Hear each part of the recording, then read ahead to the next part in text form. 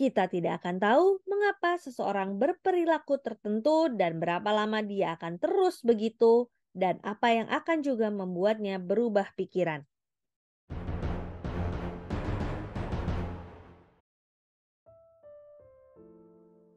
The Psychology of Money, pelajaran abadi mengenai kekayaan, ketamakan, dan kebahagiaan, by Morgan Housel. Bab ke-16, bagian ketiga. Anda dan saya. Harga satuan saham Cisco naik 300% pada tahun 99 ke $60. Di harga itu, perusahaan tersebut bernilai 600 miliar dolar. Gila memang. Hanya sedikit yang benar-benar berpikir nilainya sebesar itu. Para trader harian sekedar sedang bersenang-senang. Ahli ekonomi Burton Malkiel pernah menunjukkan bahwa laju pertumbuhan Cisco yang disiratkan valuasi itu berarti Cisco bakal lebih besar daripada seluruh ekonomi Amerika Serikat dalam 20 tahun. Namun, jika Anda investor jangka panjang pada tahun 99, $60 adalah satu-satunya harga yang tersedia untuk pembelian saham Cisco, dan banyak orang yang membelinya di harga itu.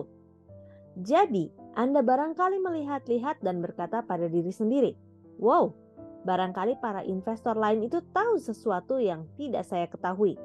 Mungkin Anda mengikuti mereka. Anda bahkan merasa pintar karenanya. Anda tidak sadar bahwa para trader yang menetapkan harga marginal saham melakukan permainan yang berbeda dengan Anda. $60 per saham itu harga masuk akal bagi trader karena mereka berencana menjual saham itu sebelum akhir hari ketika harganya mungkin lebih tinggi. Namun $60 bisa menyebabkan bencana bagi Anda karena Anda berencana memegang saham itu dalam jangka panjang. Kedua jenis investor itu bahkan kadang tidak tahu jenis lainnya ada. Namun keduanya ada di arena yang sama, berlari ke arah satu sama lain. Bila mereka bertabrakan, ada yang terluka. Banyak keputusan keuangan dan investasi berakar di pengamatan atas apa yang dilakukan orang lain dan mengikuti mereka atau bertaruh melawan mereka. Namun bila Anda tak tahu mengapa seseorang berperilaku tertentu, Anda tidak akan tahu berapa lama dia akan terus berperilaku begitu, apa yang akan membuatnya berubah pikiran, atau apakah mereka akan belajar dari pengalaman. Bila seorang komentator CNBC berkata, "Anda harus beli saham ini," ingat bahwa dia tidak kenal Anda. Apa Anda remaja yang trading untuk senang-senang? Janda tua dengan anggaran terbatas? Manajer dana lindung nilai yang mencoba memperbaiki pembukuan sebelum kuartal berakhir? Apa kita mesti menganggap ketiga orang itu punya prioritas yang sama dan bahwa tingkat harga saham manapun tepat untuk ketiganya?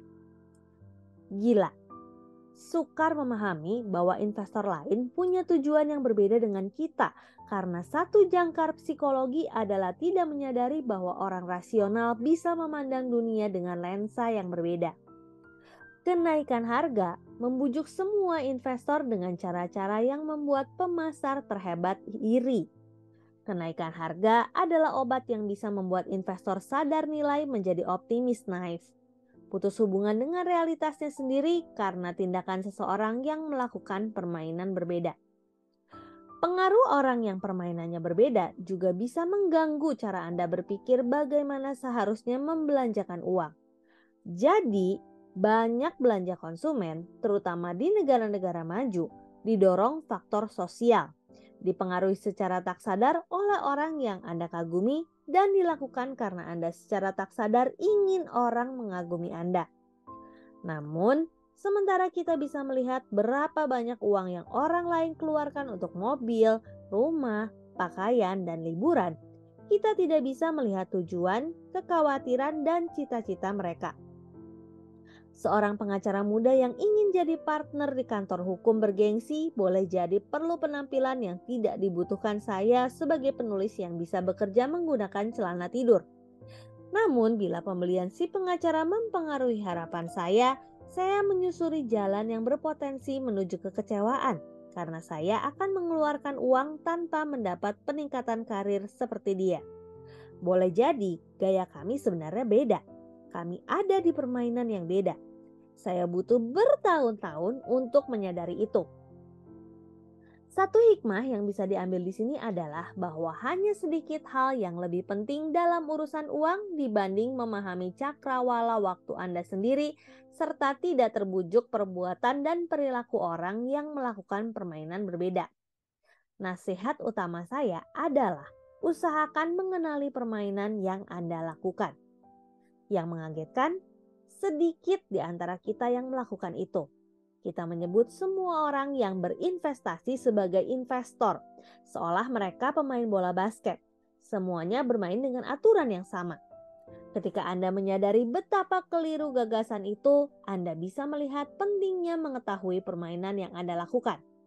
Bagaimana saya menginvestasikan uang akan dirinci di bab 20. Tapi bertahun-tahun lalu, saya menulis, saya investor pasif yang optimis dengan kemampuan dunia menghasilkan pertumbuhan ekonomi real dan saya percaya bahwa dalam 30 tahun ke depan pertumbuhan itu akan memperbesar nilai investasi saya.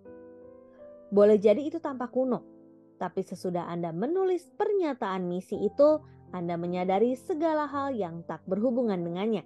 Seperti apa prestasi pasar tahun ini, atau apakah kita akan mengalami resesi tahun depan, adalah bagian permainan yang tidak saya ikuti.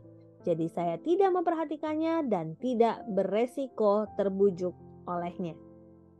Berikutnya, mari kita bicara mengenai pesimisme di bab selanjutnya. Demikian The Psychology of Money bab ke-16. Saya Roswita Anggraini, sampai jumpa di bab selanjutnya. Terima kasih.